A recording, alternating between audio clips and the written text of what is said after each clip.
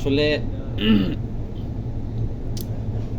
Main জিনিস হলো যে টেম্পারেচার বাড়লে আমরা বলি যে ইলেকট্রনিক্স ডিভাইসগুলো নষ্ট হয়। কেন হয়?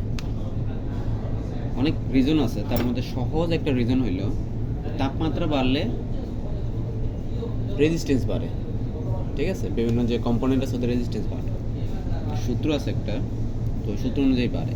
তো বাড়ার কারণে হয় কি, ওই যে রেজিস্ট্যান্স দিয়ে যে ড্রপ করানো হয়, ভোল্টেজ ড্রপ করানো হয় বা বিভিন্ন কম্পোনেন্ট অ্যাক্টিভ করা হয়, ওগুলো ঠিকমতো অ্যাক্টিভ হয় না বা ভোল্টেজগুলো ঠিকমতো গেইন হয় না। আর ভোল্টেজ গেইন না হইলে ওই ডিভাইসগুলোর উপর একটা হ্যাম্পার পরে ডিভাইসগুলো নষ্ট হয়, নষ্ট হওয়ার কারণে সার্কিটটা নষ্ট হয়। মেইনলি প্রবলেমটা এটাই হয়। তো দেখা গেছে যে টেম্পারেচার যদি এরকম প্রবলেম না হইতো তাহলে তাপমাত্রা হয়তো চেঞ্জ হতো না, রেজিস্ট্যান্সের উপর প্রভাব পড়তো না, আর রেজিস্ট্যান্সের উপর প্রভাব না পড়লে সার্কিটের উপর প্রভাব পড়তো না। সূত্র হইল RT equal R naught into 1 plus alpha T. এটা হলো রেজিস্ট্যান্সের সূত্র। এই সূত্রতে কি বোঝা যায় যে RT হইল নতুন তাপমাত্রা,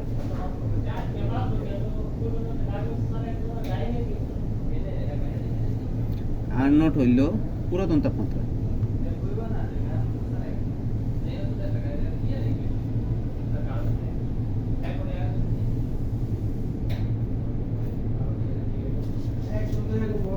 আলফা ইকুয়াল তাপমাত্রা গুণন,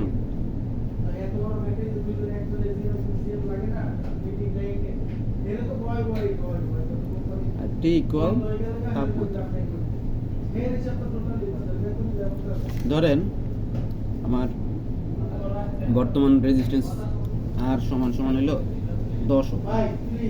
এখন হইলো মানে রুম টেম্পারেচার আছে 25 ডিগ্রি সেলসিয়াস, তো বললো যে 30 ডিগ্রি সেলসিয়াসে তাপমাত্রা কত, তাহলে কি হইব R30 equal 10 into 1 plus alpha into কত বলবো 30 প্লাস আলফা হইলো তাপমাত্রার গুণাঙ্ক। আর এই গুণাঙ্কটা ডিপেন্ড করে হইলো আপনার এই কন্ডাক্টরের উপর, কন্ডাক্টর কিসের দ্বারা তৈরি, এটা একটা হইলো আপনার কনস্ট্যান্ট। এভাবে গুণ দিলে যে মানটা বেরোবে এটা হলো।